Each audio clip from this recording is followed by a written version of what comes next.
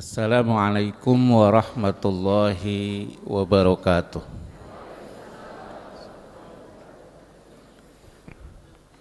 Innal hamdalillah nahmaduhu wa nasta'inuhu wa nastaghfiruh wa na'udzu billahi min syururi anfusina wa min sayyiati a'malina.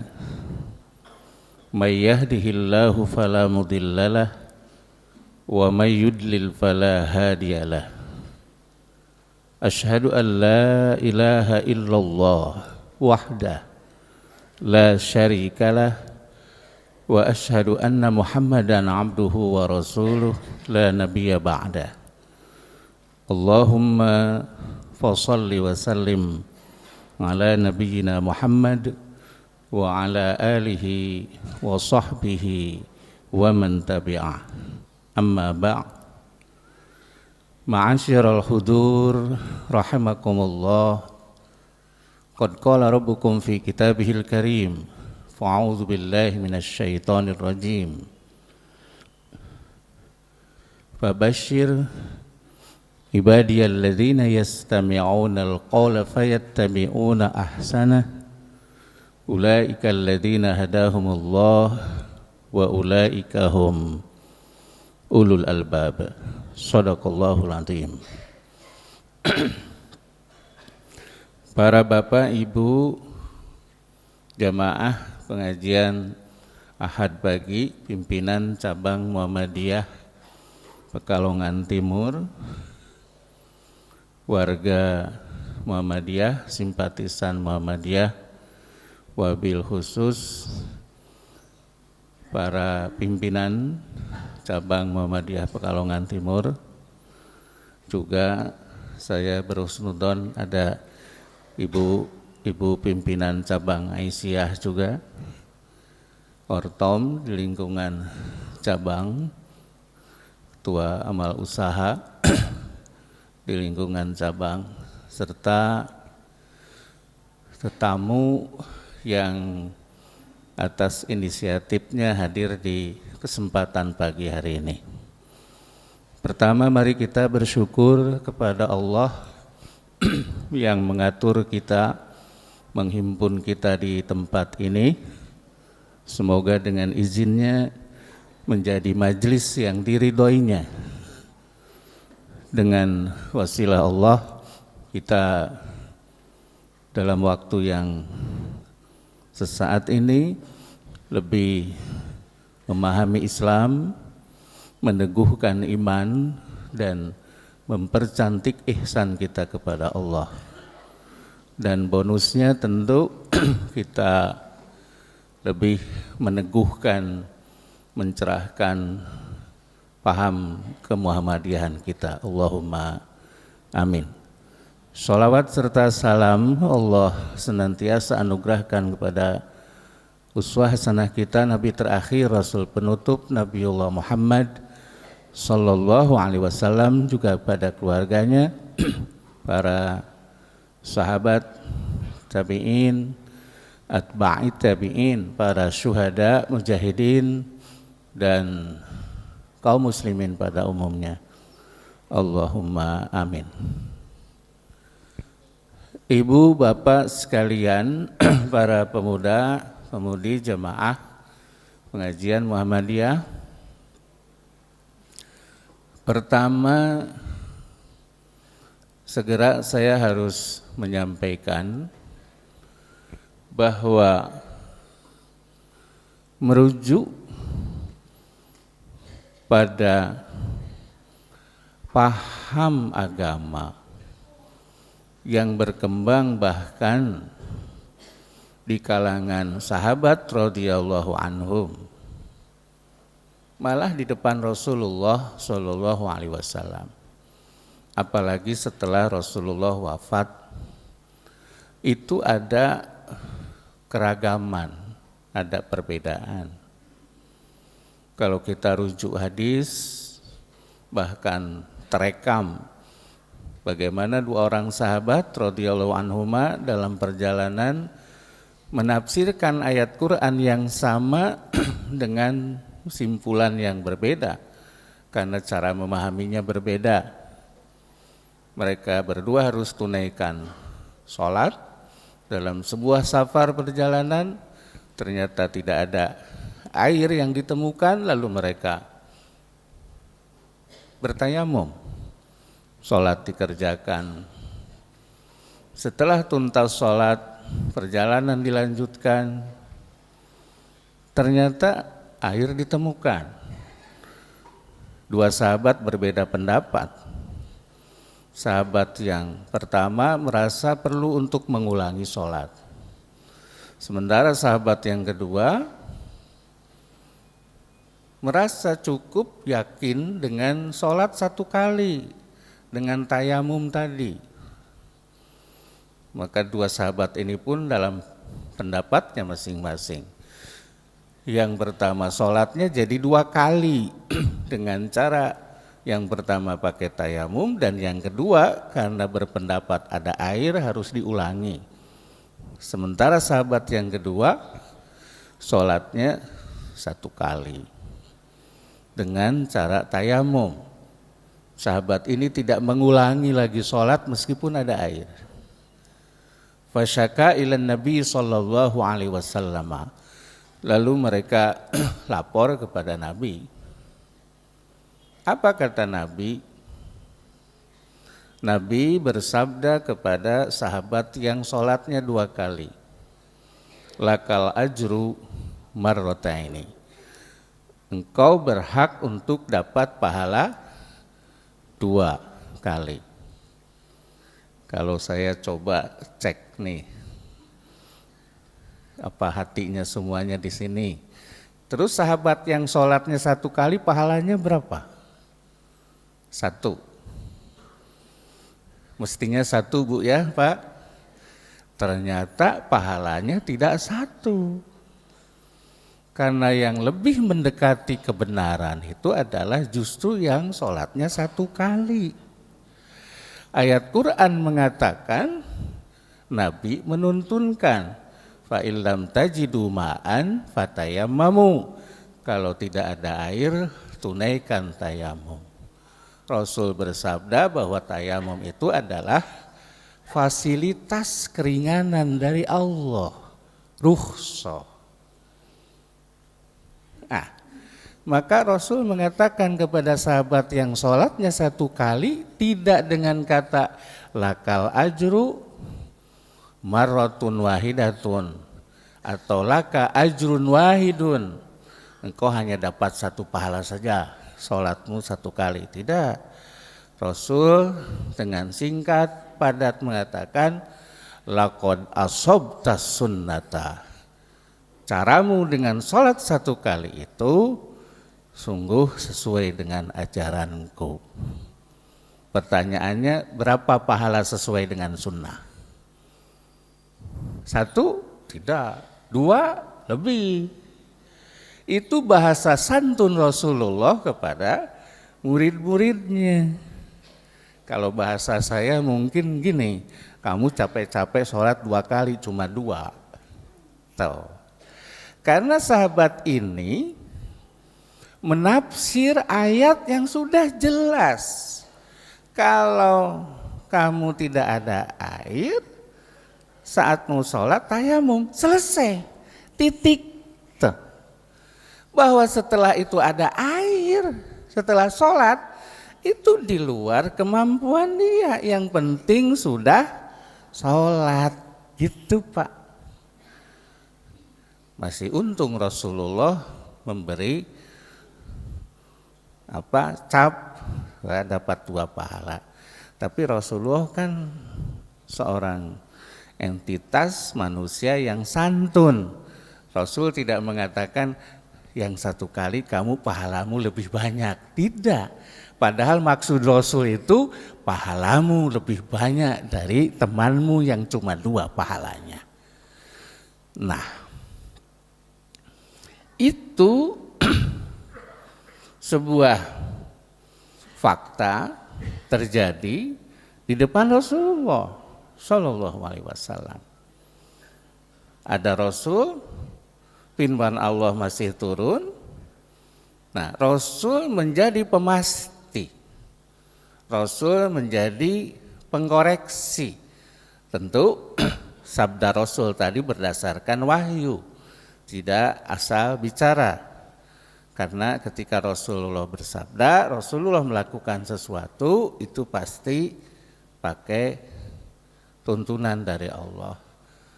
Nah, sekarang ketika Rasulullah wafat, para sahabat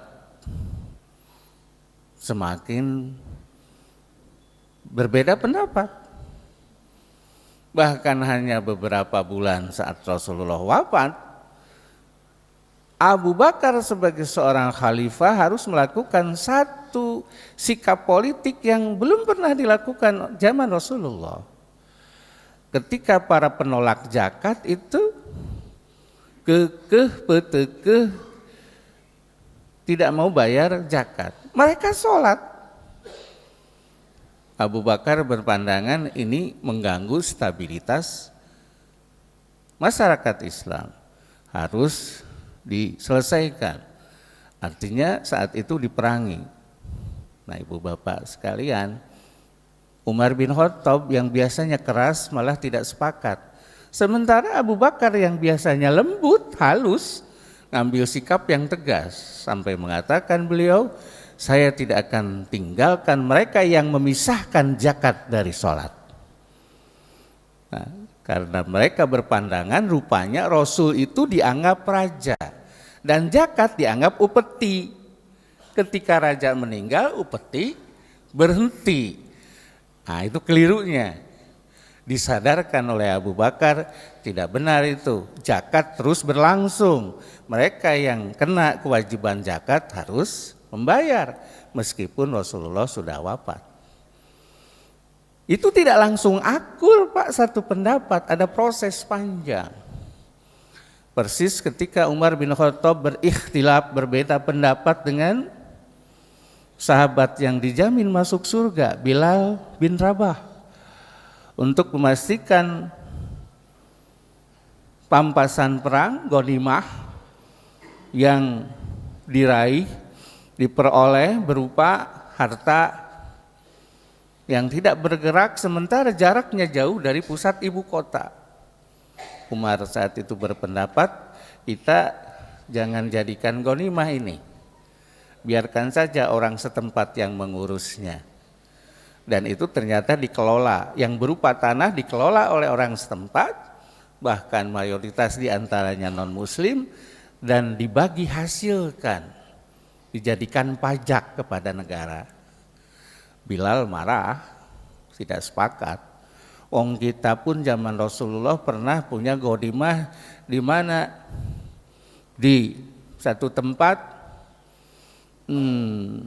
subhanallah, tepatnya jauh dari Madinah. Apa yang terjadi? Rasulullah membagikan, kata Bilal. Umar kekeh dengan pendapatnya, kalau ini dibagikan nanti anak cucu kita akan dapat apa? Ternyata pendapat Umar yang lebih mendekati kebenaran. Ibu bapak sekalian, jauh setelah itu muncul pandangan-pandangan ulama. Lalu muncul para ulama mazhab. Kita sederhanakan. Imam Abu Hanifah yang dinisbatkan kepadanya madhab Hanafi. Lalu muncul Imam Malik bin Anas, kepadanya dinisbatkan madhab Maliki. Lahir Muhammad bin Idris As-Syafi'i, kepadanya dinisbatkan madhab Syafi'i. Kemudian madhab Hambali yang dinisbatkan kepada Imam Ahmad bin Hambal. Nah, para imam mazhab ini sesungguhnya yang disebut dalam buku-buku selain 4 ini masih banyak, puluhan bahkan ratusan. Kenapa hanya 4 yang disebut? Karena yang 4 inilah yang pengikutnya sampai sekarang ada di sekitar kita. madhab Maliki di utara sana, madhab Syafi'i di Asia Tenggara sini, madhab Hambali di sekitar Saudi, Yaman sana, madhab Hanafi yang lebih merata, ada di Asia Tengah, ada di Afrika. Nah, yang menarik ketika hadir madhab-madhab ini, Ibu Bapak, kita harus punya kerangka pegangannya. Apa kata Al-Quran ketika muncul perbedaan dalam hukum Islam? Allah berfirman dalam surah An-Nisa ayat 59, A'udzubillahi minasyaitonirrajim, ya ayyuhalladzina amanu athi'ullaha wa athi'ur rasula wa ulil amri minkum. Fa in tanaza'tum fi syai'in farudduhu ilallahi war rasul in kuntum tu'minuna billahi wal yaumil akhir dzalika khairu wa ahsanu ta'wila. Ciri orang yang beriman itu, kata Allah dalam ayat ini, ketika terjadi persoalan yang diperselisihkan adalah itu bukan pergi kemana-mana persoalan itu diselesaikan, dirujukkan kepada Al-Quran dan As-Sunnah. Itu coba dicek di bagian akhirnya, in kuntum tu'minuna billahi wal yaumil akhir. Kalau benar kalian ngaku iman, ada tanaju, ada masalah, diikhtilafkan, diperselisihkan, kembalikan kepada sumbernya. Siapa sumbernya? Allah dan Rasul, Al-Quran dan As-Sunnah. Itu cara terbaik. Satu hal. Hal yang kedua, ini yang sering tidak dicermati. Kang Wawan, Kang Wahid, betul sumber ajaran kita itu Quran Sunnah.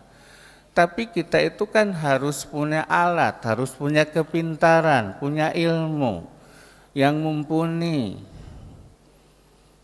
Nah, tidak bisa kita langsung kepada Al-Quran dan As-Sunnah. Kita rujuk pendapat-pendapat yang ada tentang Sunnah, tentang Quran, yang pernah disampaikan oleh para ulama yang ada dalam kitab-kitab madhab.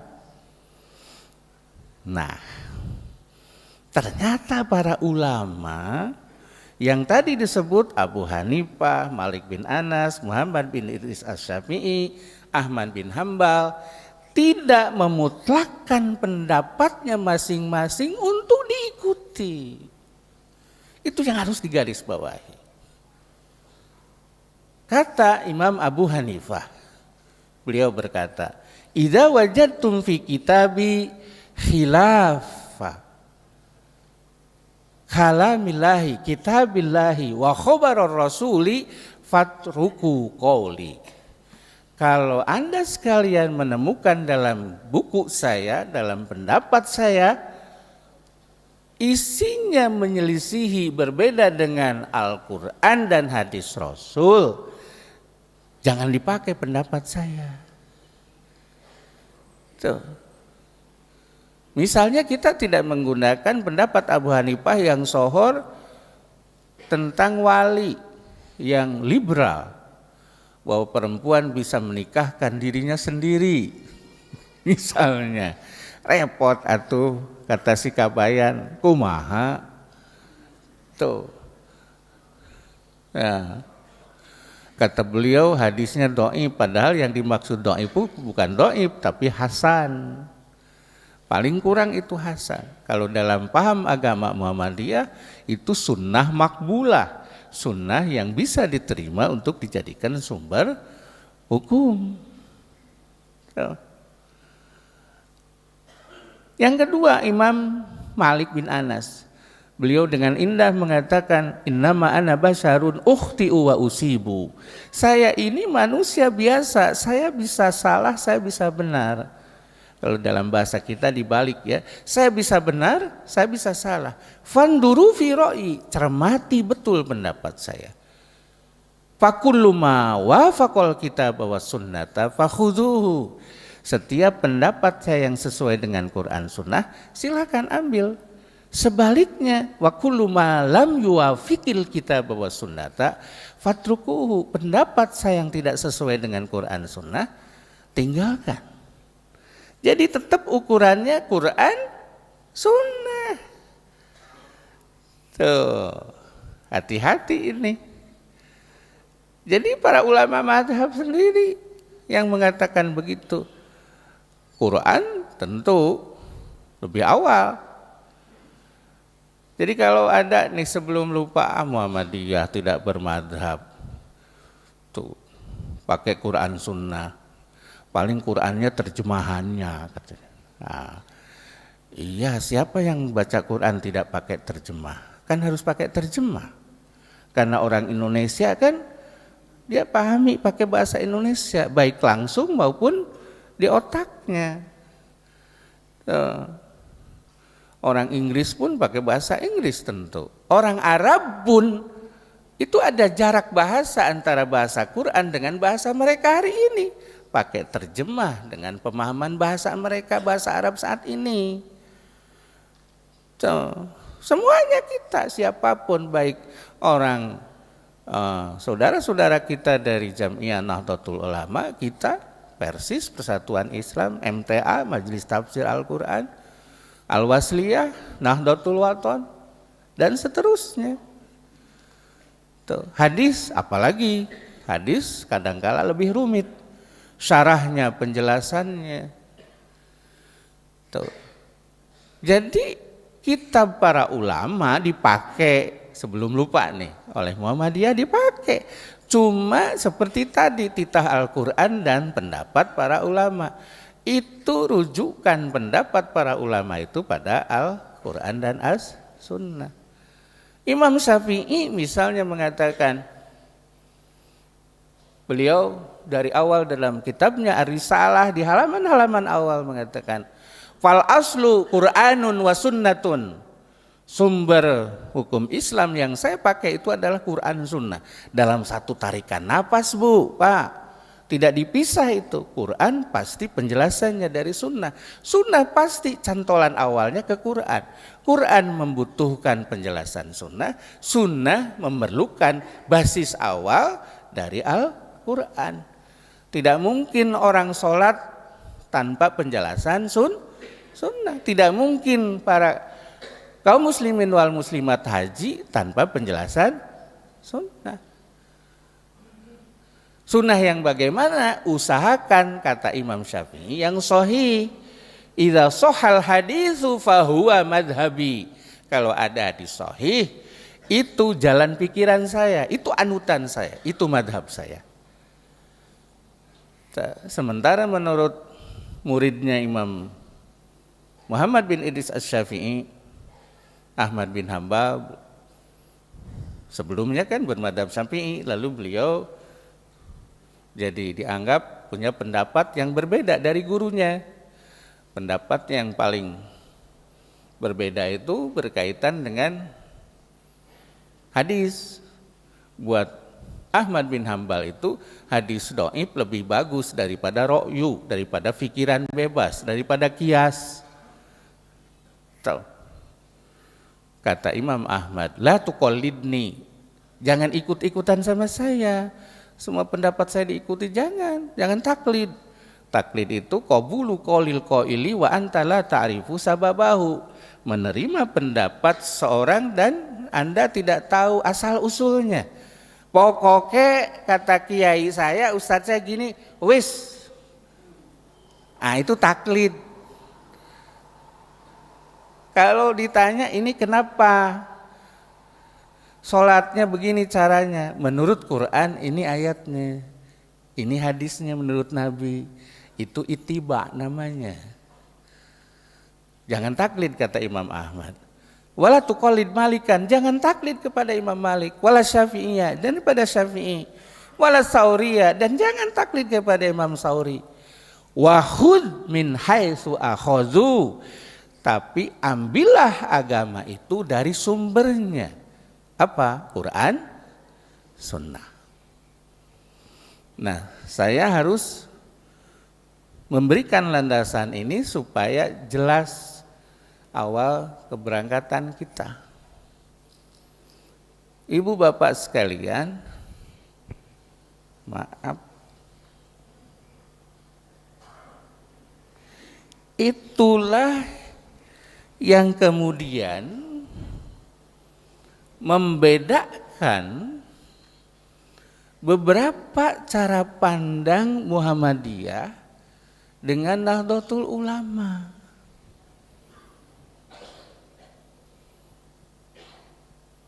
Sehingga ketika buku ini ditulis Muhammadiyah itu NU, jelas penulis buku ini mohon maaf tidak berselancar, tidak masuk, tidak belajar dulu, tidak meneliti dulu pada apa yang diyakini, apa yang dipahami, apa yang menjadi anutan pandangan agama orang Muhammadiyah. So, kita boleh berbeda pendapat. Ya, asalkan ada cantolannya. Quran, Sunnah. Kalau menggunakan bahasa usul fikih, filsafat hukum Islam, istilah mahasiswanya, istilah santrinya usul fikih, asal usul dari mana fikih diambil, metodenya itu usul fikih sehingga menghasilkan fikih. Fikih itu hasilnya, usul fikih itu caranya.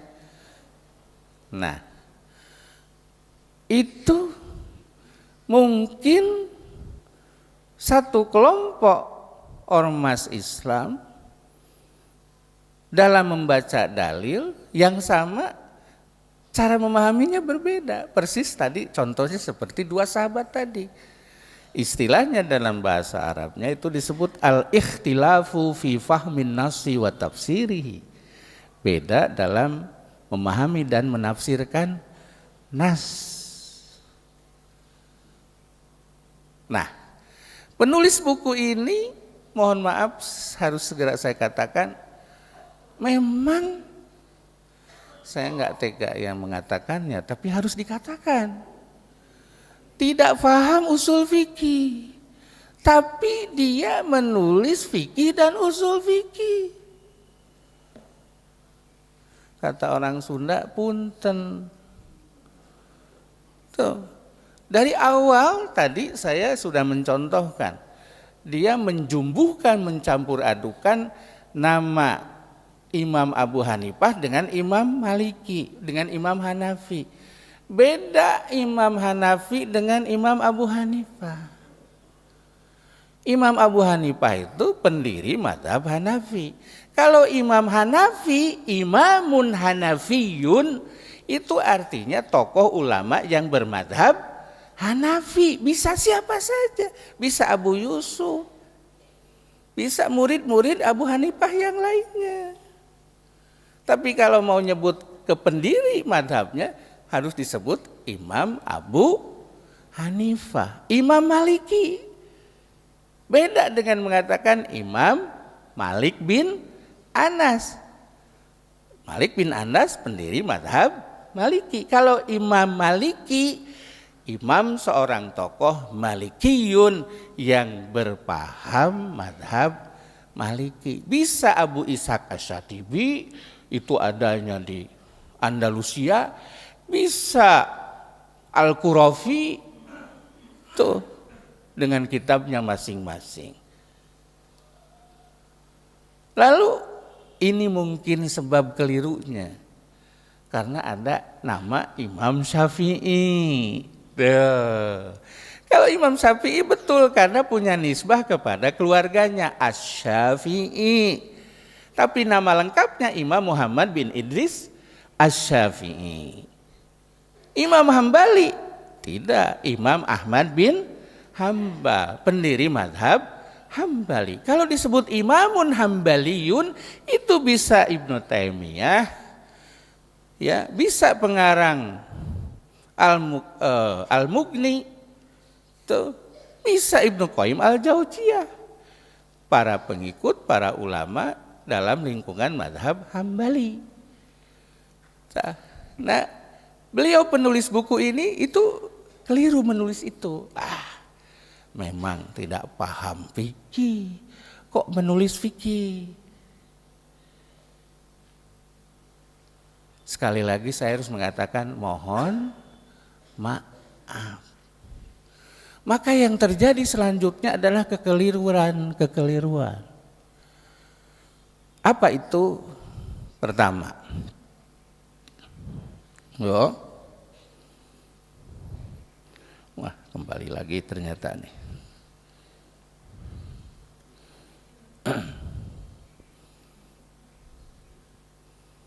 Pertama, kalau harus segera disebut ya secara acak bahwa di dalam pandangan fikih kalau produk Majlis Tarjih dan Tajdid Muhammadiyah itu masuk kategori fikih, karena menurut para ahli kalau disebut hukum Islam maka ekspresinya itu ada 4.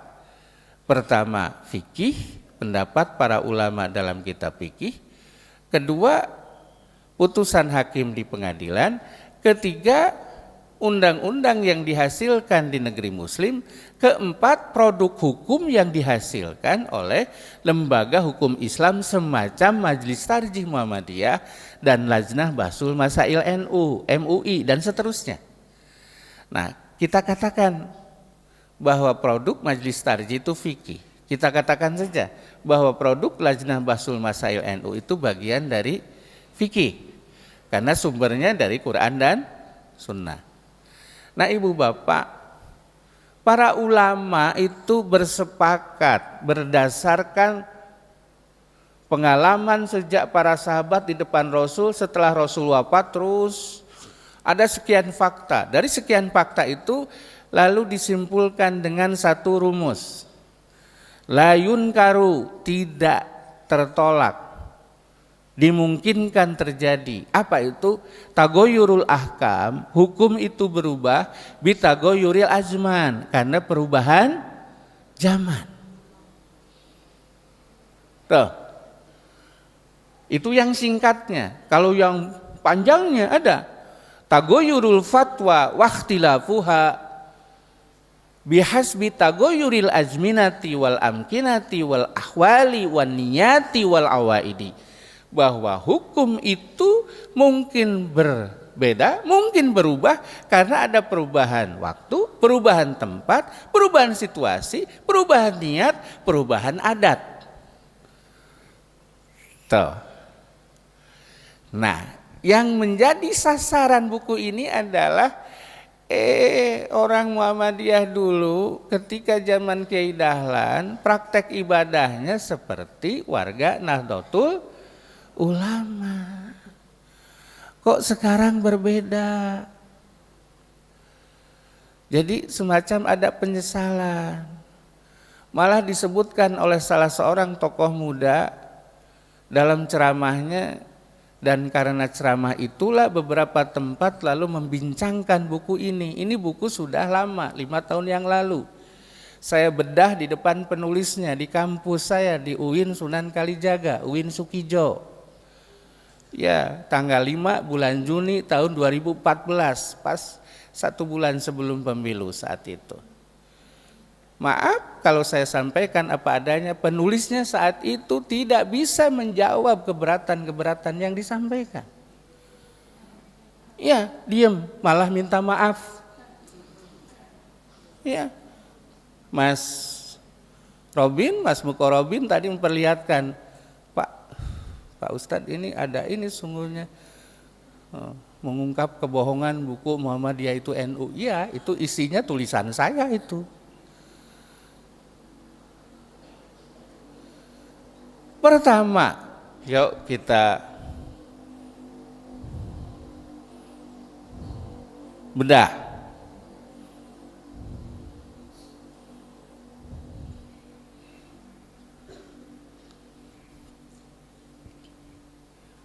Sampai jam berapa ini teh?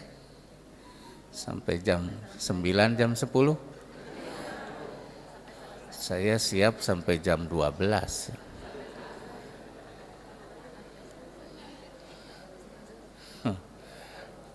Sampai jam 8 saja udah nambah 1 jam katanya. Ini baru mukodimah nih. Nah, mukodimah 1/4, jadi wajarnya kan selesai jam 10. So. Ibu bapak, mari kita lihat.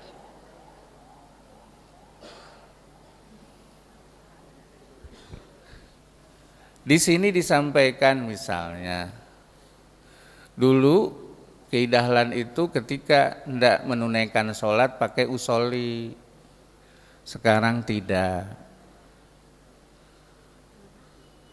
Dulu warga Muhammadiyah itu saat menunaikan sholat malam rakaatnya 20, 21. Sekarang tidak. Menurut salah satu kiai sering mengguyonkan, warga Muhammadiyah mendiskon sholat malam. Mestinya 21 jadi 11 katanya. Itu berarti Rasulullah mendiskon. Itu kualat itu, kalimat itu.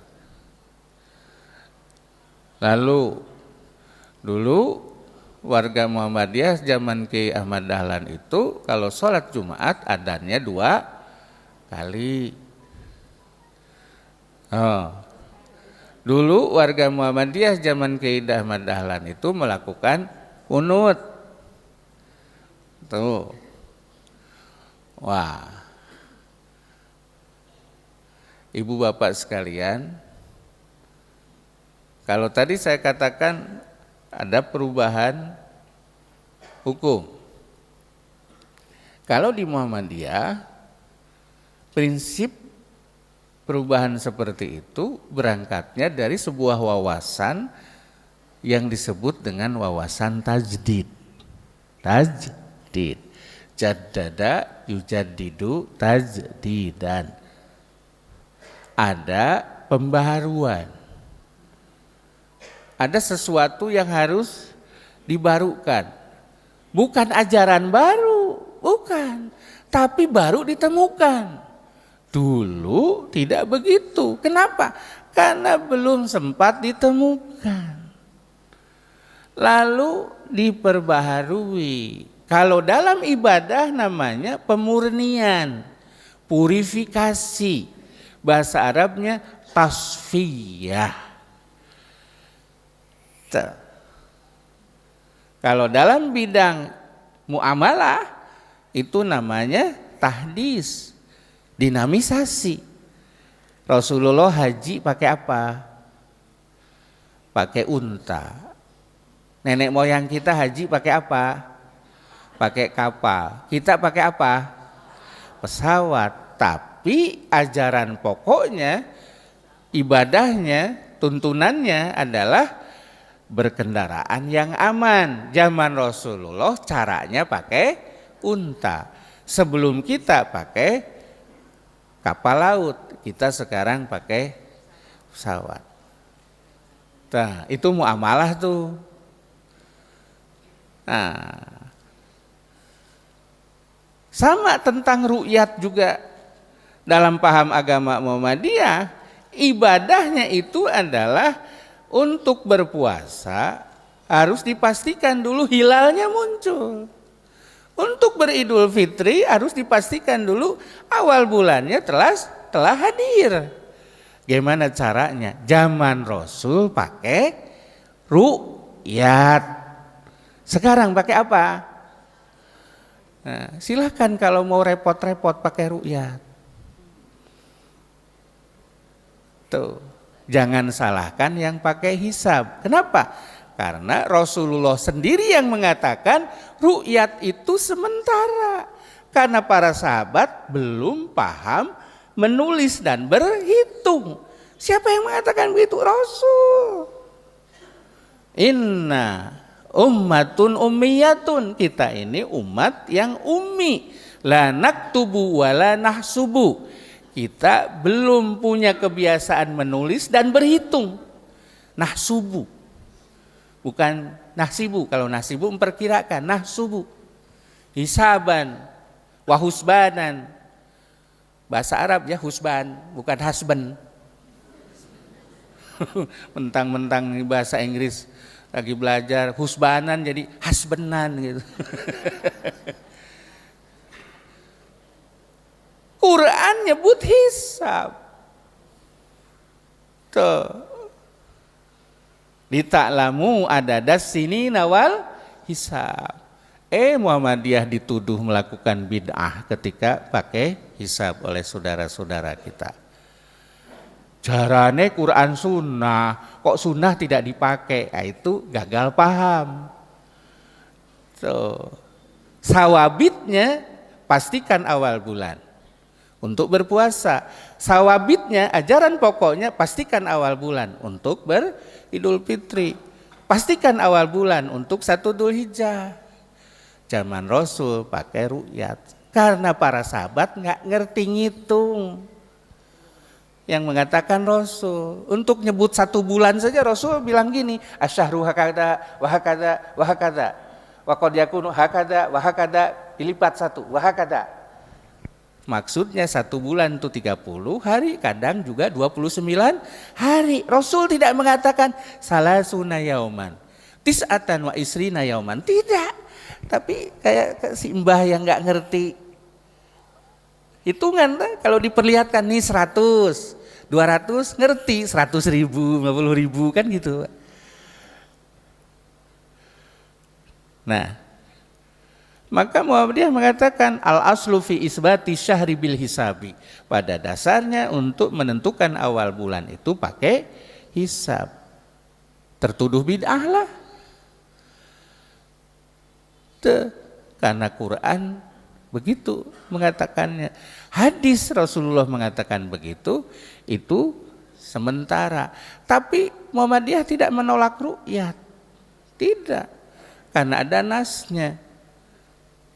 Kalau pakai HPT himpunan putusan tarjih yang lama, as-saumu wal fitru birru'yati wala mani abil hisabi. Untuk berpuasa, untuk beridul fitri pakai ru'yat, tapi tidak terlarang pakai hisab. Yo, mari kita kembangkan.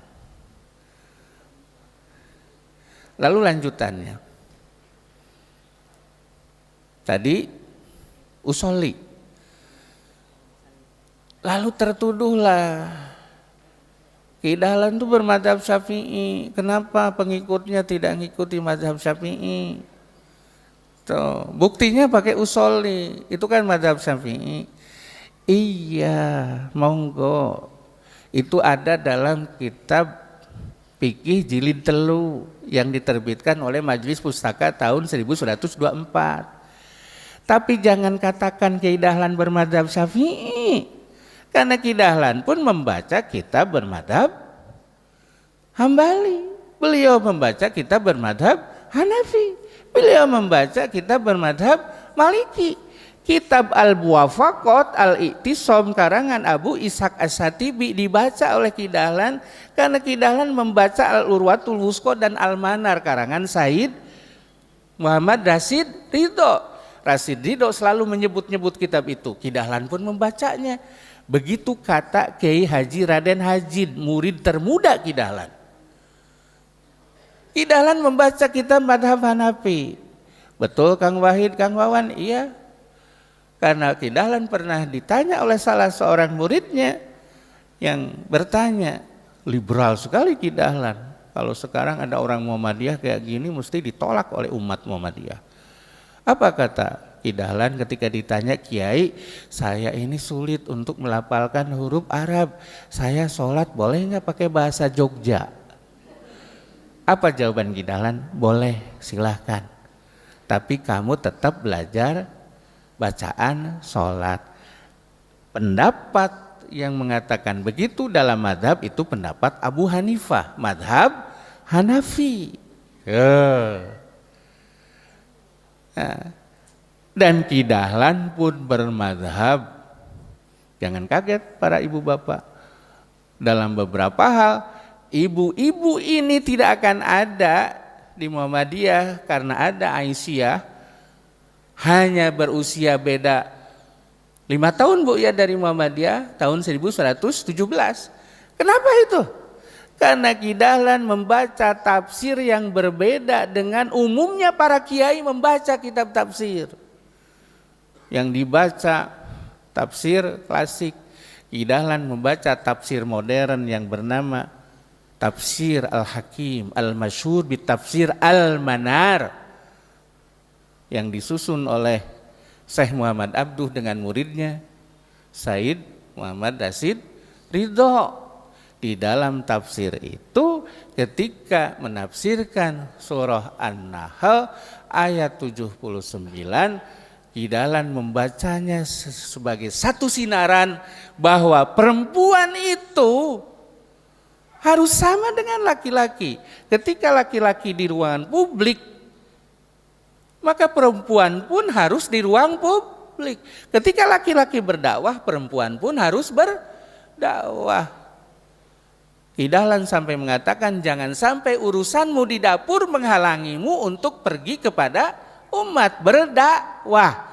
Belum ada kiai di awal abad 20 yang mengatakan seperti itu sebelum Ki Dahlan. Jadi berbeda, memang dari awalnya berbeda, tidak sama. Kata penceramah itu, Ki Dahlan itu tunggal buyut dengan Hadratus Syekh Hasyim Asy'ari. Betul. Kiai Hasyim Asy'ari memanggil Ki Dahlan itu Kang Mas. Satu keturunan Pak. Ki Dahlan itu dengan Hadratus Syekh Kiai Hasyim Asy'ari satu perguruan.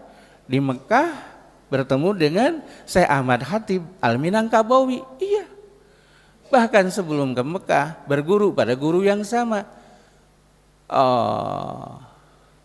Siapa mufasir dari Semarang itu? Saya Soleh Darat, gurunya Raden Ajeng Kartini. Tuh. Terus apa yang membedakan sampai berbeda? Samanya ada, tapi bedanya lebih banyak. Karena Ki Dahlan pulang ke Indonesia, beliau bergaul dengan orang-orang budi utomo.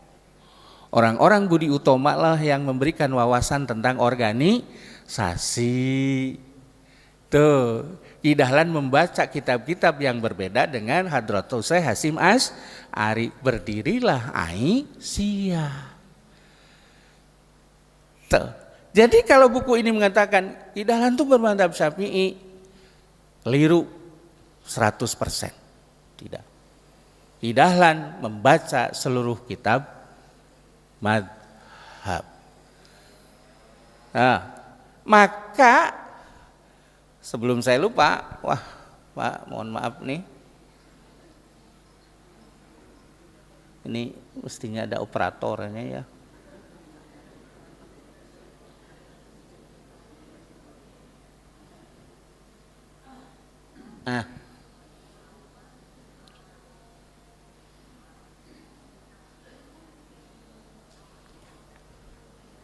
Mas, ada muncul Bu? Jelas nggak? Mas.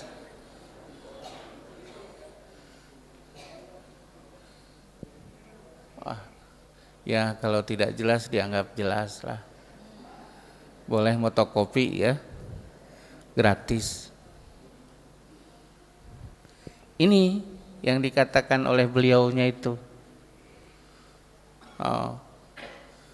Kalau ajaran Kiai Hasyim Asy'ari diajarkan di pondok, kalau ajaran Ki Dahlan tidak diajarkan di sekolah-sekolah Muhammadiyah katanya gitu. Kenapa bisa berbeda sekarang? Yang tertuduh majelis tarjih. Aduh Gusti. Katanya sejak ada majelis tarjih, pandangan hukum warga Muhammadiyah itu jadi tidak sama dengan NU. Tuh.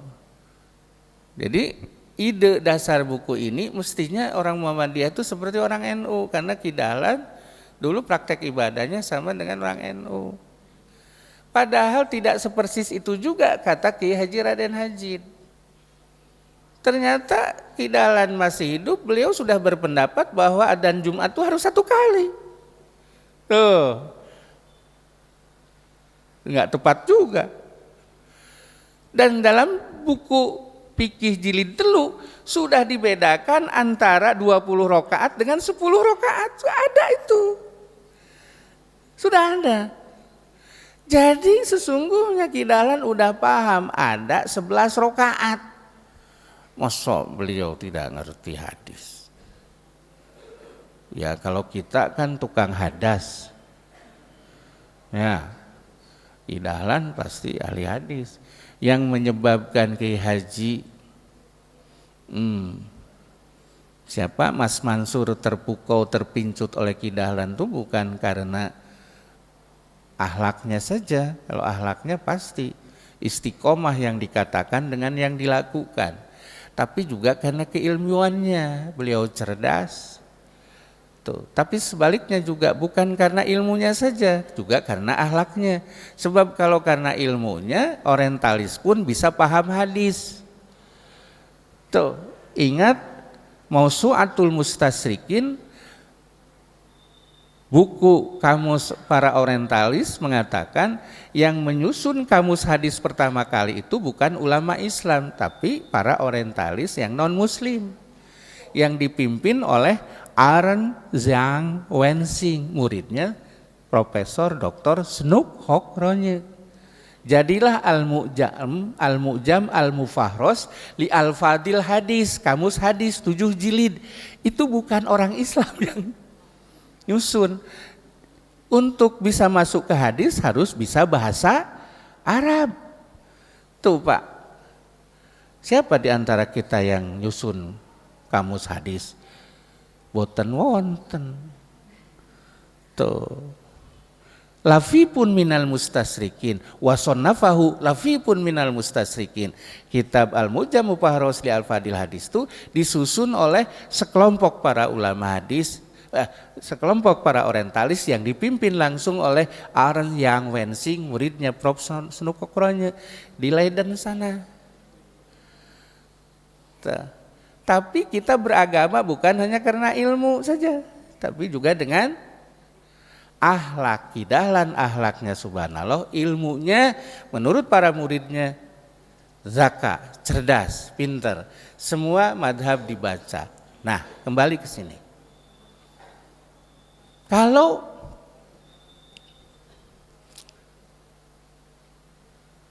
majelis tarjih disalahkan, yang menarik buku ini tidak mencela Kiai Haji Mas Mansur. Jadi ada 2 posisi yang tidak nyatu.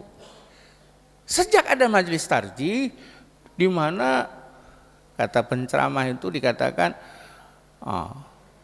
anak-anak muda dari Wahabi masuk Muhammadiyah melalui majelis tarjih.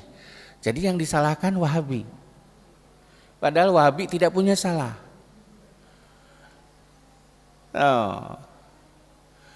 Para ulama dari Wahabi, pentolan Wahabi dari Timur Tengah masuk ke majelis tarjih.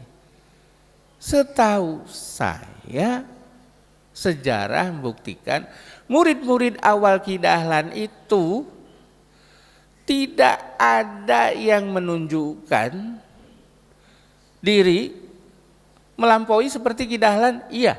Tapi mereka tidak teridentifikasi juga sebagai pengikut satu mazhab. Kalau mau disebut Wahabi, belajar dari Timur Tengah, justru Kiai Haji Mas Mansur. Yang menarik, penulis buku ini tidak menyebut Kiai Haji Mas Mansur sebagai Wahabi. Kenapa Bu? Pak, ada yang tahu? Karena Kiai Haji Mas Mansur mantan kawan dekat Kiai Haji Wahab Hasbullah.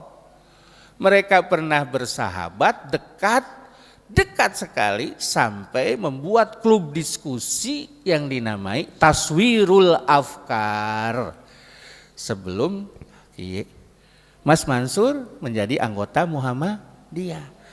Maka Kiai Mas Mansur tidak dicela. Kenapa? Karena kemudian diimajinasikanlah, dilamunkanlah, datanya tidak ada, bahwa Kiai Mas Mansur dikirim oleh para Kiai NU untuk mengawasi orang-orang Wahabi di Muhammadiyah. Aduh, tidak ada sumbernya itu. Padahal mestinya yang Wahabi itu Kiai Mas Mansur. Wong kuliahnya di Timur Tengah. Tapi tidak disebutkan bahwa beliau menyengaja ke Saudi, tidak ada. Itu belajar ke beberapa wilayah di sekitar Afrika dekat Mesir. Itu. Kan para bapak ibu tahu, pendiri Majelis Tarjih itu Kiai Mas Mansur. Idenya beliau. Lalu didirikan tahun 1127, mulai praktek menetapkan hukum tahun 1128. Kenapa Majelis Tarjih didirikan? Kiai Mas Mansur melihat ada bahaya nih. Kalau umat Muhammadiyah tidak disatukan pendapatnya, bisa kemana-mana. Istilahnya dalam sebab kelahiran Majelis Tarjih ada dua sebab. Sebab internal, sebab eksternal. Sebab di luar, sebab di dalam. Sebab di luar sana ada pandangan fikih yang berbeda. Sebab yang kedua ada pandangan yang berbeda masuk ke dalam Muhammadiyah yang harus disaring. Salah satunya adalah ada pandangan agama yang bernama Ahmadiyah masuk ke dalam Muhammadiyah. Tuh. Maka didirikanlah Majelis Tarjih. Kok jadi tiba-tiba Majelis Tarjih yang berdosa? 2, 3. Sejak ada ulama Wahabi itu maka ditinggalkanlah mazhab Syafi'i di Muhammadiyah. Tidak begitu Bu, Pak. Tadi saya sudah di awal mengatakan yang dipegang oleh Majelis Tarjih itu adalah tajdid. Dalam makalah saya, insya Allah saya berikan pada panitia, buhul yang menjadikan Muhammadiyah itu ada dari dulu sampai sekarang adalah pembaharuannya. Orang Muhammadiyah berbeda dalam masalah poligami. Betul Bu, Pak? Di sini ada yang istrinya lebih dari satu? Ada tidak? Walaupun ada nggak berani ngaku pasti. Ciri orang Muhammadiyah itu tidak punya cabang istri, betul? Tapi punya cabang Muhammadiyah. Kalau punya uang berlebih, lebih baik untuk infak, sodakoh dan zakat, bukan untuk buka cabang istri. Tuh. Betul?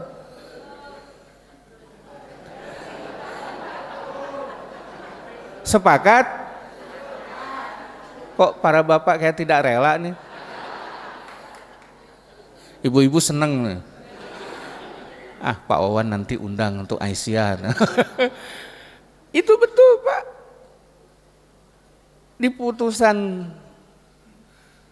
calon putusan baru draft, tapi di fatwanya sudah ada sejak lama.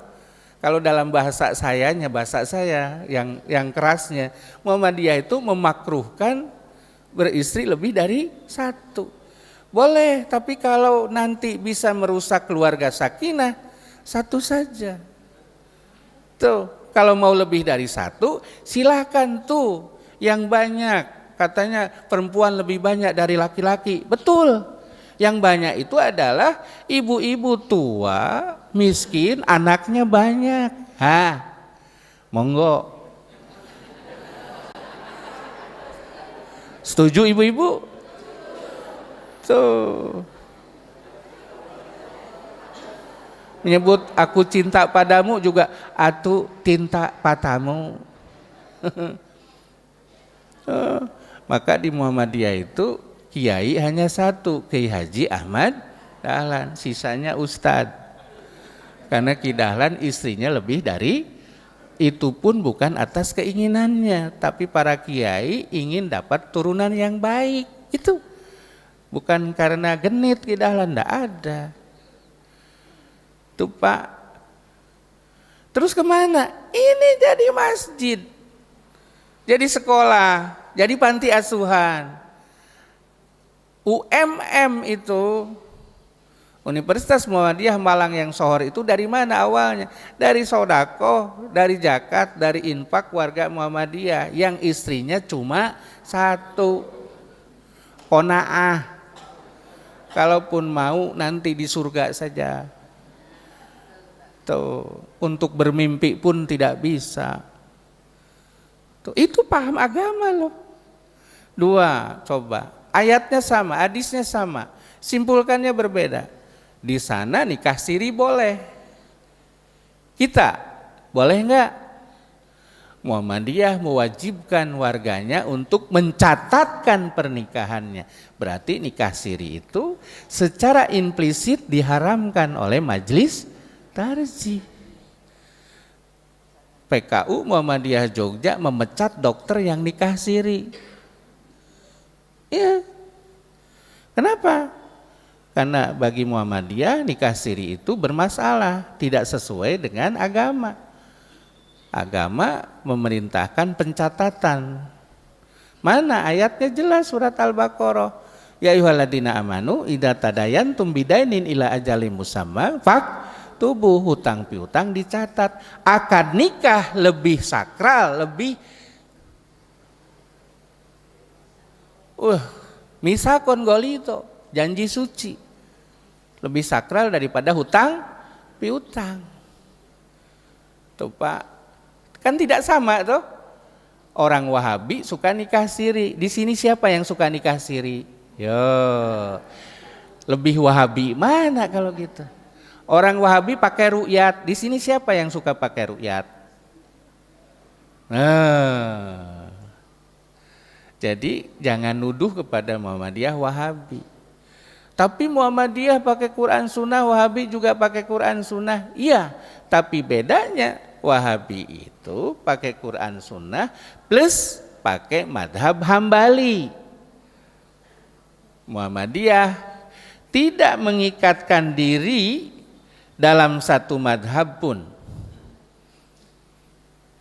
Tapi pendapat imam madhab bisa dipakai sepanjang sesuai dengan Quran Sunnah. Lagi-lagi Quran Sunnah. Tadi tentang madhab Syafi'i. Tuh. Bisa Muhammadiyah bermadhab Syafi'i, tapi dalam hal yang sesuai Quran Sunnah. Contohnya, kalau ada orang yang meninggal sudah bayar ONH, gimana kata organisasi-organisasi Islam di Indonesia? Kata Persis, MTA, Majelis Tafsir Ahmad Sukino, Majelis Tafsir Al-Quran yang dipimpin Pak Sukino, sama dengan Persis, tidak ada badal haji. Orang meninggal walaupun sudah bayar ONH, selesai urusan. Itu sama dengan Imam Abu Hanifah. Sementara yang satu, saudara kita mengatakan diganti hajinya. Oleh siapa? Oleh siapa saja. Siapa saja itu siapa? Ya siapa saja, termasuk oleh mahasiswa yang sedang kuliah di Mekah. Muhammadiyah tidak begitu. Muhammadiyah dalam hal ini sama pandangan usul fikihnya dengan Muhammad bin Idris Asy-Syafi'i. Jadi Quran Sunnah, Quran mengatakan betul, ini alasan yang dipakai oleh madhab Hanafi dan Persis. Quran mengatakan Allah tajiru wajiratun wizra ukhra. Orang tidak menanggung perbuatan orang lain. Wa allaisa lil insani illa masa'a. Orang hanya mendapatkan apa yang dia kerjakan. Karena itu sudah orang meninggal selesai urusan, tidak perlu diurus. Masalahnya Rasulullah memberikan keterangan tambahan, memberi lex spesialis terhadap lex generalis. Usul fikih mengatakan itu dalil umum, am. Ada dalil khusus, ada khosnya, pentakhsisnya. Kaidah mengatakan ma min amin illa waqad khussisa. Setiap dalil am, dalil umum, setiap lex generalis ada lex spesialisnya, ada pentakhsisnya. Keterangan umum ada keterangan tambahan. Dalam hal apa? Untuk urusan haji Rasulullah menuntunkan keterangan tambahan.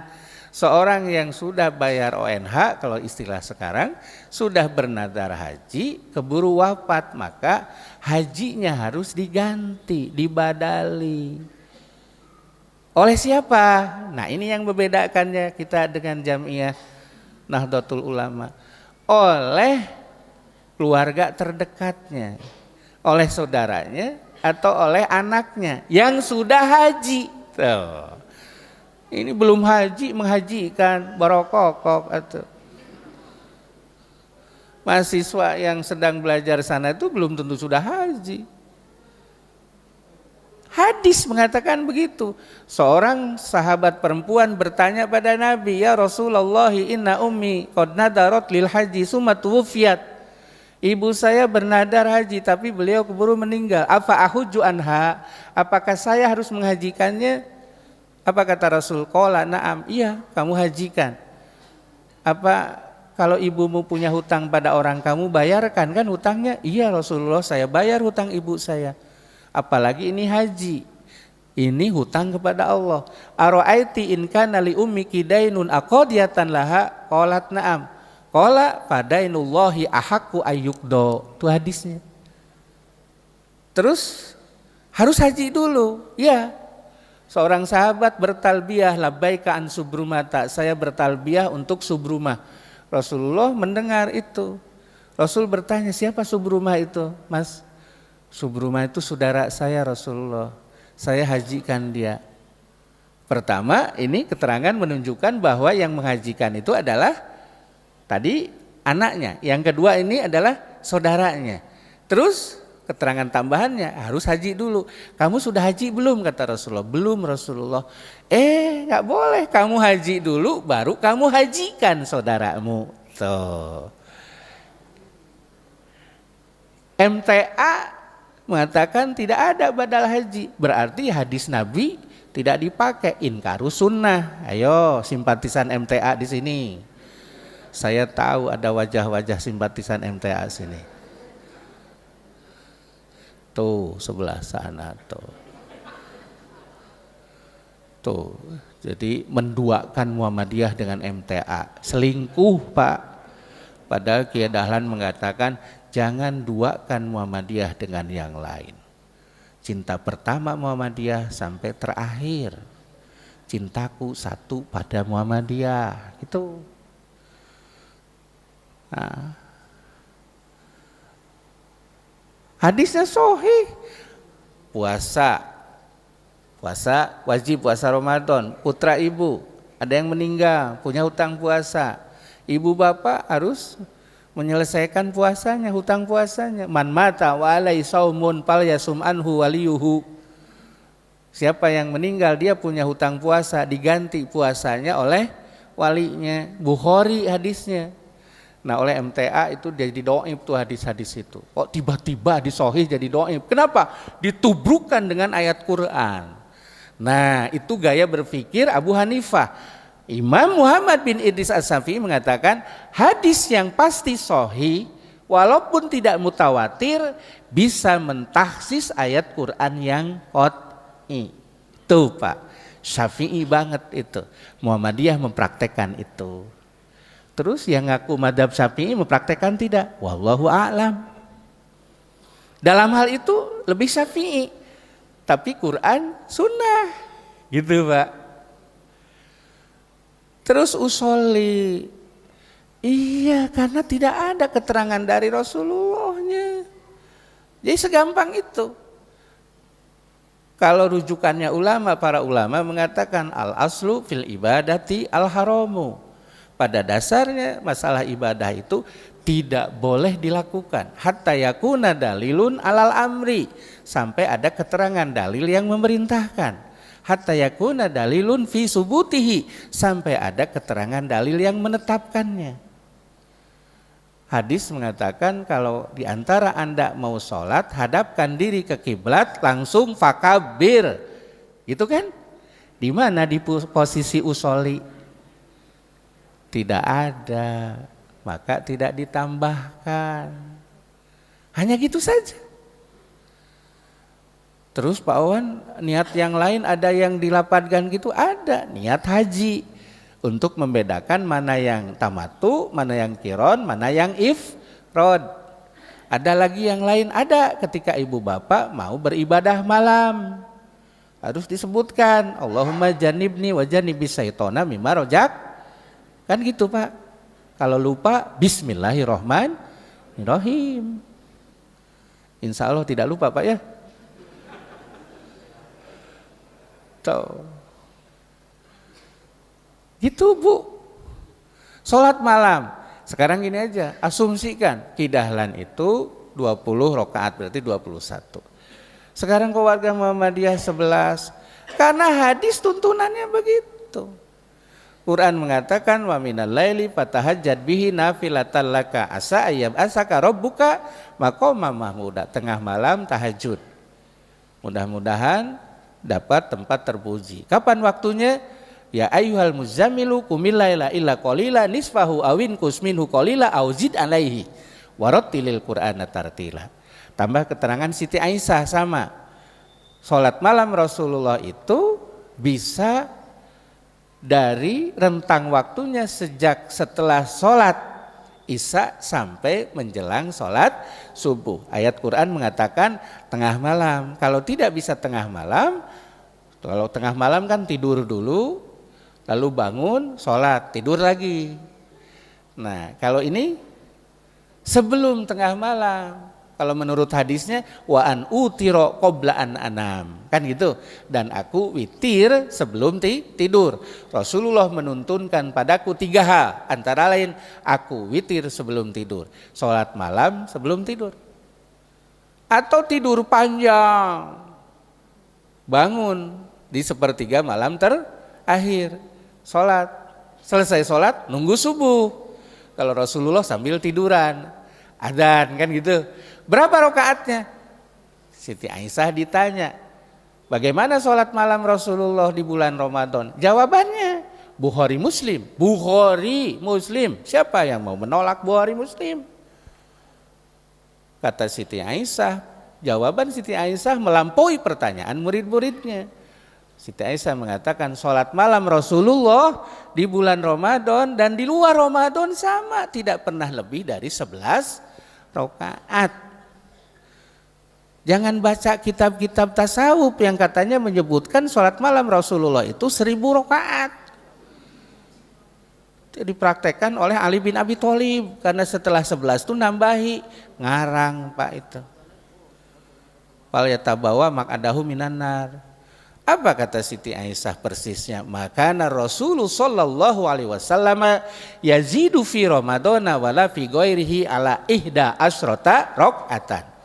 Rasul di Ramadan, di luar Ramadan tidak pernah lebih dari 11 rakaat. Bagaimana caranya 11 itu? Formasinya yusolli arba'an falatas al-an husnihina wa tulihinna summa yusolli arba'an falatas al-an husnihina wa tulihinna summa yusolli salasan. 4 rakaat lama dan bagus, salam. 4 rakaat lama dan bagus, salam. 3 rakaat 4 4 3. Di Ramadan dan di luar Ramadan sama. Kita sudah tunaikan di sini? Sudah, alhamdulillah. Yang belum itu lamanya dan bagusnya.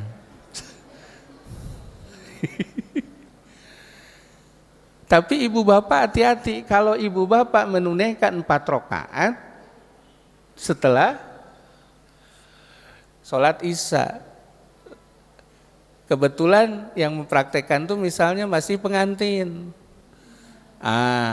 Yuk kita ibadah dulu. Ya, jangan ditolak. Kalau siap dua-duanya bismillah. Itu juga kebaikan. Kata Siti Aisyah, Rasulullah pernah menunaikan sholat malam 4 rakaat lalu beliau tidur. Di tengah malam bangun. Lanjutannya kalau 4 rakaat dipotong dulu dengan tidur, itu bukan 4-3 ternyata. 4 tidur, 4-3, tidak. 4 tidur lanjutannya adalah 5-2. 4 tambah 5 berapa?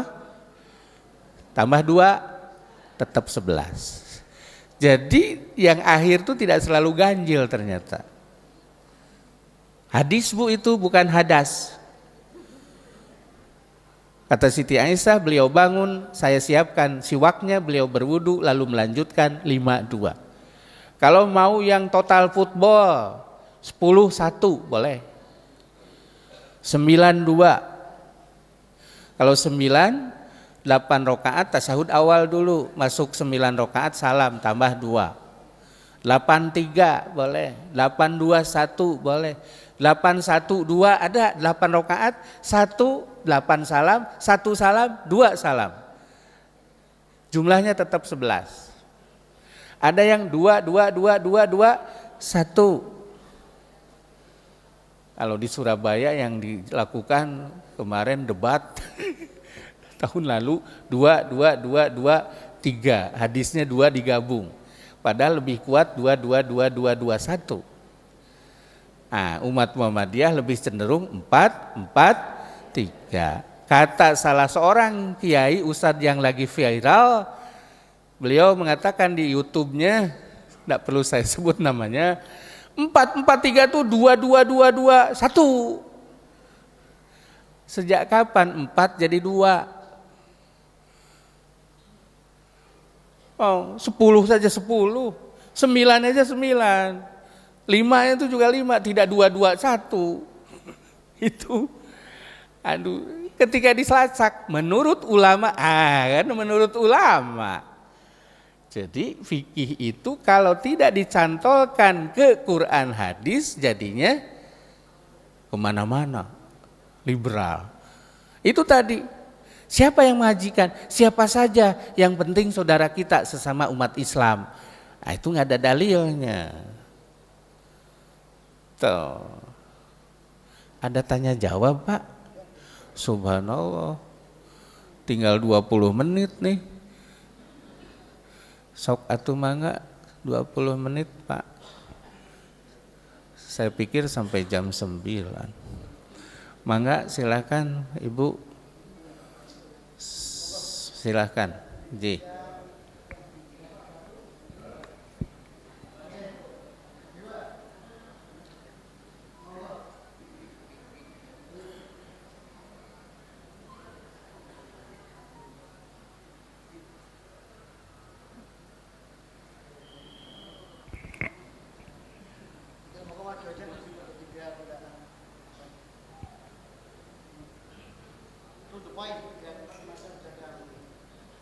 Assalamualaikum warahmatullahi wabarakatuh. Saya tanya tentang taraweh Pak. Jadi kalau menurut hadisnya itu kan Rasulullah itu qiyam Ramadan. Adapun taraweh itu dari Umar, Sayyidina Umar. Maka ya kalau kita itu ada orang yang kamu niatnya apa? Kalau niatnya taraweh ya harusnya 20 seperti apa? Yang itu dari Umar ya. Tapi kalau kamu niatnya Qiyamu Ramadan ya 11. Itu namanya Nabi Muhammad itu tidak pernah taraweh tapi Qiyamu Ramadan. Itu ada yang seperti itu Pak. Masih. Assalamualaikum warahmatullahi wabarakatuh. Kalian monggo. Maju.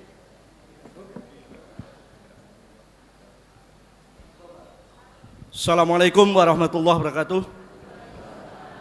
Pertanyaan saya, bagaimana sikap Muhammadiyah terhadap penulis buku ini yang seolah-olah menjustifikasi bahwa Muhammadiyah adalah neo-Wahabi, Pak. Nah, ini mestinya akan membahayakan perpecahan, karena ini sangat membahayakan pendapat-pendapat beliau. Kalau Bapak kan menguasai, tapi yang tidak menguasai ini kan jadi repot. Sekian, terima kasih. Wassalamualaikum warahmatullahi wabarakatuh.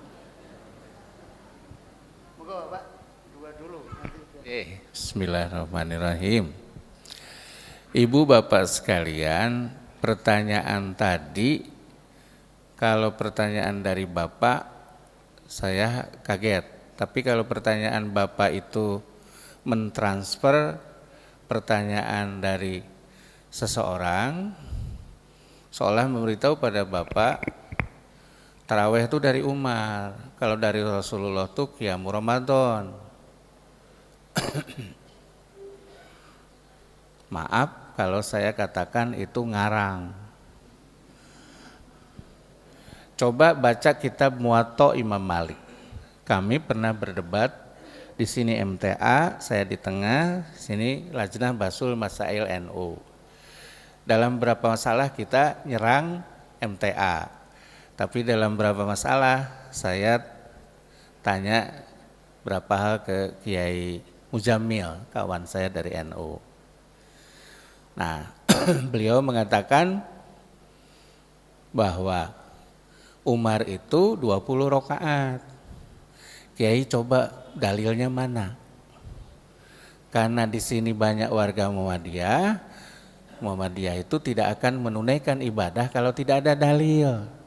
Mana coba buktikan dalilnya bahwa Umar bin Khattab itu 21 rakaat.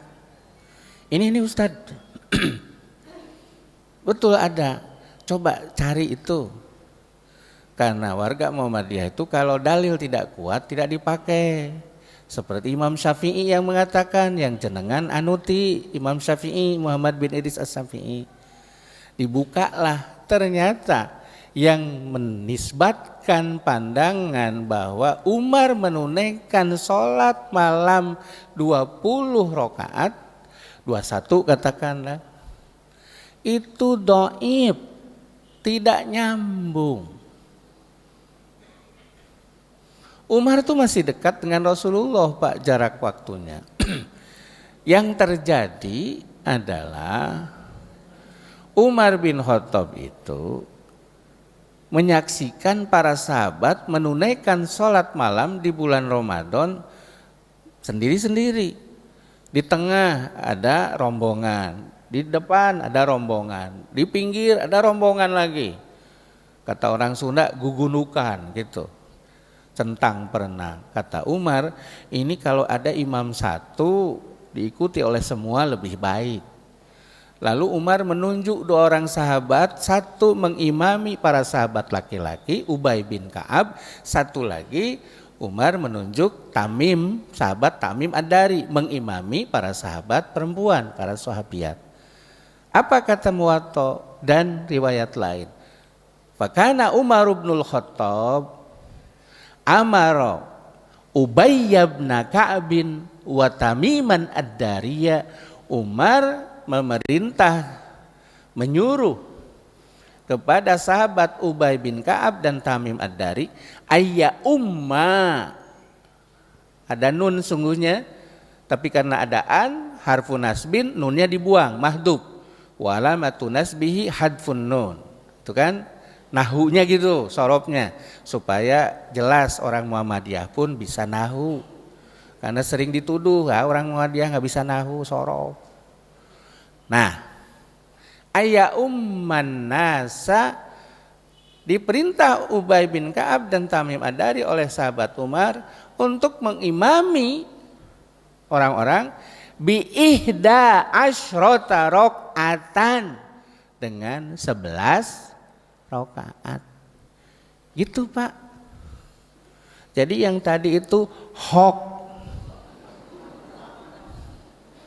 Jangan sebarkan hoax di sekitar umat.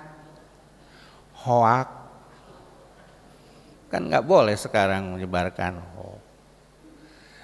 Tuh. Nah, terus disambungkan. Kata Umar tuh, oh, itu 20 itu nih bid'ah terbaik. Salah kaprah lagi. Yang dimaksud bid'ah terbaik itu bukan pada rokaatnya. Kan setelah terlaksana tuh 1 bulan campleng, 1 bulan utuh, wah indah juga nih. Lalu Umar berkata, nikmatil bid'atu, kan nikmat tuh fi'il ya, bid'atu jadi fa'ilnya, nikmatil bid'atu hazihi, ini inovasi yang bagus. Padahal sungguhnya bukan bid'ah dalam pengertian dolalah itu. Kenapa? Karena Rasulullah menunaikan berjamaah sholat malam itu hanya 3 hari. Umar menyuruh 1 bulan utuh. Gitu. Jadi bukan 20 rakaat, bukan berjamaahnya itu. Nah, itu yang suka disebarkan kan 20-nya, enggak. Itu misleading itu. Bukan lagi miss call. Misleading, salah kaprah. Jelas nih Pak? Terus yang kedua, apa yang harus kita lakukan kepada penulis buku ini? Kita tidak perlu melakukan apapun Pak. Karena kalau di depan saya dia sudah istighfar, mohon maaf. Sudah mohon maaf. Mohon maaf Ustadz kalau penyebutan Wahabi itu menyakitkan. Iya, karena buku ini di depan dituliskan dengan niat bahwa Muhammadiyah itu dengan NU bersaudara, merupakan satu ikatan dalam jalinan umat Islam. Tapi yang terjadi Muhammadiyah jadi tertuduh Wahabi gitu. Tuh, Wahabinya nggak apa-apa. Tuh. Padahal ciri-ciri Wahabi ada pada penulis buku. Membolehkan nikah siri, pakai ruyat, kan itu. Muhammadiyah mengharamkan nikah siri, Muhammadiyah pakai hisab. Yang sama itu Muhammadiyah memberantas TBC, Wahabi pun memberantas TBC. Ya biasa memang kalau nuduh kan satu, sisanya ke sini. Maka kita nggak boleh nuduh. Itu jadi fitnah, jadi chaos.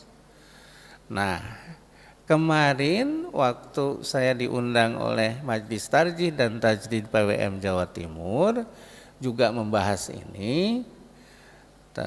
Sekretarisnya berniat untuk sudah pasti menyuruh saya untuk menuliskan tanggapan buku ini, sehingga apa yang dituliskan dalam buku ini diposisikan dan terjawab seluruh tuduhannya itu hampir 95% tidak benar. Nanti akan saya tuliskan. Dan yang menerbitkan PWM Jawa Timur. Jadi insya Allah sebelum Muktamar 2020 akan muncul, terbaca oleh umat di bawah nanti. Gitu Pak rencananya. Tidak akan gelisah lagi nanti. Jadi Muhammadiyah itu bukan NU, NU, Muhammadiyah. Sekali Muhammadiyah tetap Muhammadiyah. Sekali NU, monggo tetap NU. Gitu. Malah kan jadi tidak enak kalau mengatakan NU itu Muhammadiyah. Karena adanya NU itu sebabnya Muhammadiyah. Kita kan tidak pernah mengatakan begitu. Dan tidak boleh. Masih ada Bapak, mangga? Ya, monggo. Maju Bapak, nggih. Satu Bapak, satu lagi. Dua, nggih. Dari Ibu.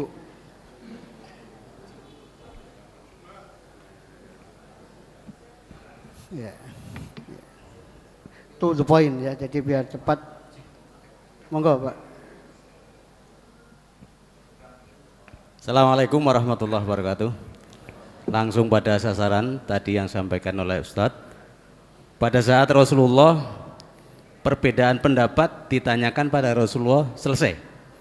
Lah pada saat sekarang ini pertanyaan yang tanyakan kepada Majelis Tarjih dan pertanyaan B yang tanyakan kepada Bahthul Masail tentunya tidak akan selesai. Lah terus bagaimana ini? Kemudian yang kedua yang sedikit saya sering ditanyakan, Ustadz, kita ini kan di Indonesia kalau sudah jam 12.00 itu kan selamat pagi. Lah terus sholat lailnya di mana ini? Terima kasih. Assalamualaikum warahmatullahi wabarakatuh.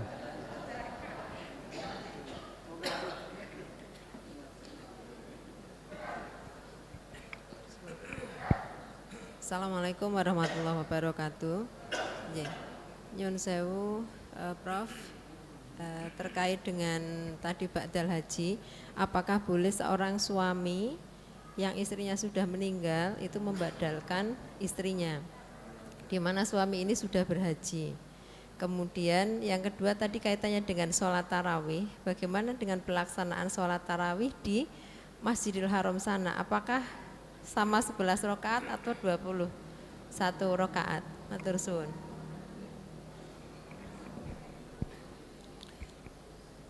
Langsung bismillahirrahmanirrahim. Terima kasih Bapak ditanyakan itu. Pertama,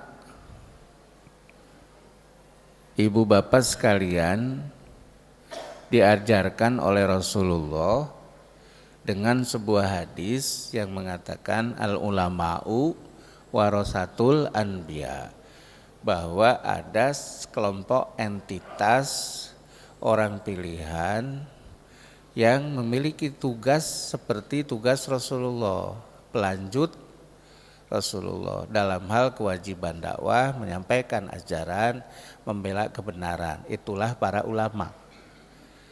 Nah, dalam hal tugas menetapkan hukum yang kita bincangkan ini, kalau dulu para ulama mazhab itu melakukannya sendiri. Dan Rasulullah, kalau dalam hadis tadi yang saya sampaikan, mengisyaratkan itu boleh semonggo, tapi ada syaratnya, ada cantolan dalilnya.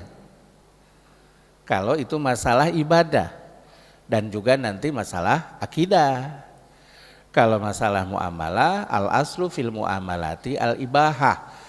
Masalah muamalah itu di luar ibadah dan akidah serba boleh sampai ditemukan dalil yang melarangnya. Hatta yakuna dalilun ala tahrimi. Nah, para ulama itu ulama sahabat Abu Bakar, ulama sahabat Umar, terus ulama tabi'in. Imam Malik menurut satu riwayat tabi'in, ada yang mengatakan beliau tabi'in, terus pada muridnya. Nah, mereka menemukan hukum Islam yang zaman Rasulullah belum dipastikan. Karena ada satu kaidah, an-nususu mahdudatun wal waqa'i'u ghairu mahdudatin. Hukum nas, Quran, hadis itu terbatas. 6.666 ayat. Hadis Nabi terbatas. Sementara peristiwa terus terjadi. Maka para ulama memastikan sendiri dulu. Saat ini nggak bisa sendiri. Kalau dulu ijtihad itu infirodi, sekarang ijtihad itu dilakukan secara kolektif. Ijtihad jama'i. Maka muncullah lembaga-lembaga seperti MUI, Lajnah Bahsul Masail NU, Majelis Tarjih Muhammadiyah, Dewan Hizbah Persis, dan seterusnya. Nah, Bapak bertanya, ketika masing-masing itu menetapkan, tidak tuntas setuntas Rasulullah. Ya tentu Pak, tidak sama ketaatan sahabat kepada Rasulullah dengan ketaatan para bapak kepada organisasi. Tapi catat bahwa sepanjang organisasi itu menggunakan dalil-dalil keterangan sumber hukum Quran hadis, maka pasti ada tambahannya di bawahnya penjelasan. Apa itu? Kalau Bapak ngaku Muhammadiyah, maka putusan hukum Muhammadiyah dipakai. Ngaku Muhammadiyah, kerja di Muhammadiyah, jadi dokter Muhammadiyah, guru Muhammadiyah, pahamnya MTA. Itu selingkuh paham. Tuh. Nah, siapa kalau disebut berdosa, Muhammadiyahnya tidak berdosa, yang berdosanya Bapak. Tapi Pak Wawan, Pak Wahid, ada ulama di dalam Muhammadiyah juga yang beda pendapatnya.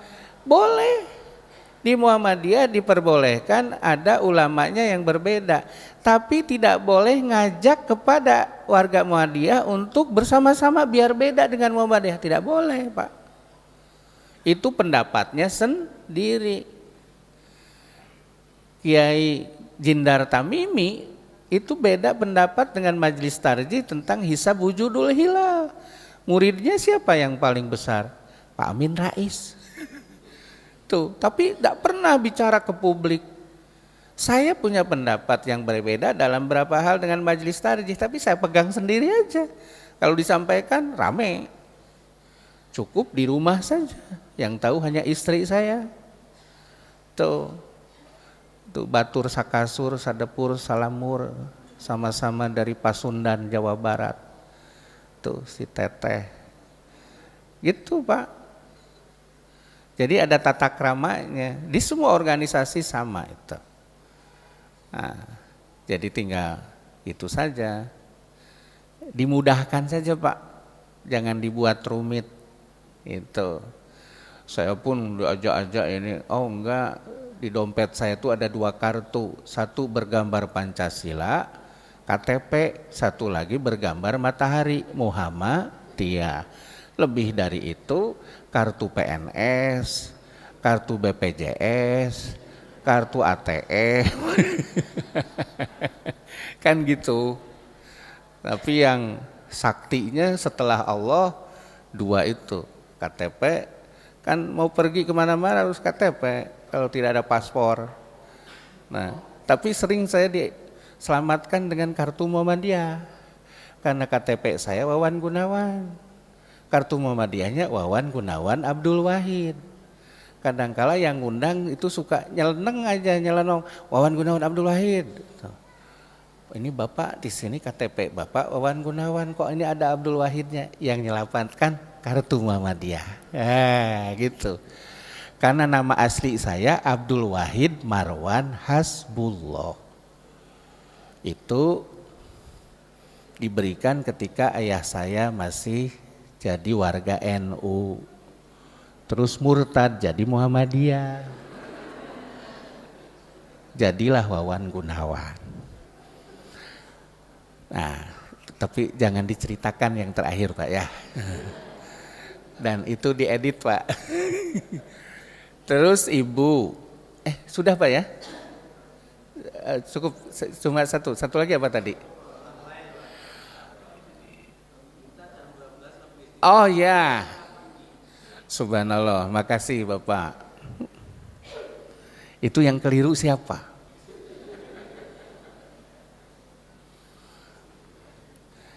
Karena kalau dalam Quran hadis, pagi itu muncul ketika matahari muncul. Maka ada istilah sholat syuruk. Betul? Sholat duha di awal waktu. Menurut hadis di masjid para sahabat nunggu setelah sholat subuh wirid sampai matahari terbit. Lalu menunaikan sholat 8 rakaat. Tapi Rasulullah juga pernah melakukannya di rumah Ummu Hani, disaksikan oleh Abdullah bin Abbas. Malah istilah sholat syuruk, isyraq itu dipopulerkan oleh Abdullah bin Abbas. Nah itu pagi Pak. Jadi Bapak jangan salahkan Quran. Jadi Quran mengatakan malam sepertiga pertama, sepertiga kedua, sepertiga terakhir. As-sulusul lailil awal, as-sulusul lailis tsani, as-sulusul lailis salis. Setelah itu subuh. Tuh. Tapi belum pagi dalam bahasa kita. Matahari terbit, bahasa Perancisnya meletek. Ketemu meletek, sarangenge. Aduh Gusti si kabayan tuh baru pagi. Jadi jangan aduh Bapak kayaknya mewakili yang lain nih. Pokoknya jangan sekali-kali salahkan Quran hadis. Meskipun kadang kita harus dengan cara yang berbeda memahaminya. Ibu pertama diingatkan saya untuk detil pertanyaannya kalau keliru. tidak ada keterangan yang menyebutkan suami mengganti haji istrinya. Yang ada anak mengganti haji ayah ibunya, saudara mengganti haji saudaranya. Gitu. Nah, di Jogja juga ada itu orang Muhammadiyah yang punya perusahaan KBIH, karena ingin memanfaatkan uang badal haji yang lumayan gede. Itu godaannya fikih itu Pak. Tahun sekian saya pernah digoda itu 1 kloter. Orang nyerahkan uang sekian ratus juta. Kalau saya terima, saya nggak jadi PNS sekarang. Kaya. Saya katakan, aduh ibu bapak mohon maaf, saya pun lagi mengganti haji untuk ayah saya yang meninggal tahun lalu. Kukuh, enggak Ustadz, pegang aja uangnya. Ustadz kan bisa cari teman di sini. Aduh, ibu, akhirnya saya buka, saya orang Muhammadiyah. Di Muhammadiyah itu ditetapkan yang mengganti haji orang yang meninggal itu kalau tidak saudaranya itu anaknya, atau dibalik, kalau tidak anaknya saudaranya. Itu hadisnya begitu. Jadi tidak diperluas. KBIH itu orang Muhammadiyah. Ya kan di sana saudaranya, saudara sesama umat Islam kan boleh. Itu ngarang gitu.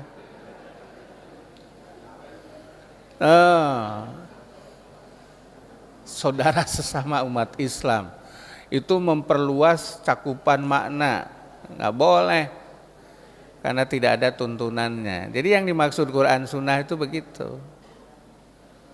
Terus satu lagi apa Bu? Oh di Mekah, subhanallah. Kalau di Mekah ya 20. Ya. Terus makasih musik dangdutnya. Makanya saya sering menyampaikan tuntunan kita itu bukan Mekah Madinah, tuntunan kita itu Quran, hadis, Allah, Rasul. Karena kalau mau asli disebut Mekah Madinah, sebelum kerajaan Saudi Arabia itu berdiri, di Mekah itu 39 rakaat, di Madinah 41. Ayo itu ambil tuh. Kalau alasannya Mekah Madinah, kerajaan Saudi Arabia berdiri lalu ditarik pendapatnya pada mazhab Hambali jadi 21. Nah, saya bersyukur pernah umroh di musim Ramadan ketika kuliah di sana Pak, dari Riyadh ke Mekah dengan berapa kawan. Ya, setelah 8 rakaat ngikut, ya berhenti, duduk aja, selesai, baru ditambah, tuh 3, sekali lagi karena seminggu, 10 ikut, tambah 1. Saat itulah saya jadi imam di Masjidil Haram. Ya, pengalaman saya yang paling senang adalah saya pernah jadi imam di Masjidil Haram. Jadi makmum saya teman-teman saya.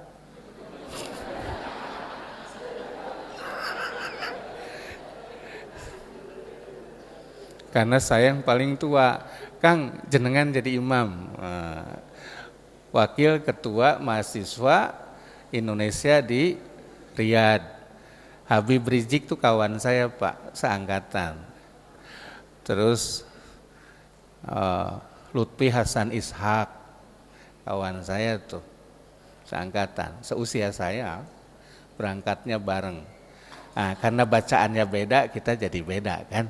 Nah, satu ke partai, satu ke EPI, saya di Muhammadiyah, nyambi jadi PNS. Jadi begitu Bu, kalau menurut hadis tetap 11. Dimanapun, tinggal Bapak Ibu juga harus tambahkan dengan iftitah khofi fatain 2 rakaat berjamaah dengan suara jahar. Karena Abdullah bin Abbas bercerita Rasulullah membaca surat Al-Fatihah, berarti terdengar jahar. Bapak sudah jam 8? Sampun, subhanallah. Padahal baru seperempatnya. Insya Allah sisanya tahun depan. Nasrum minallah wa fathun qarib wa basyiril mu'minin. Mohon maaf, ada yang kurang, ada yang khilaf, yang benar dari Allah dan Rasulnya. Assalamualaikum warahmatullahi wabarakatuh.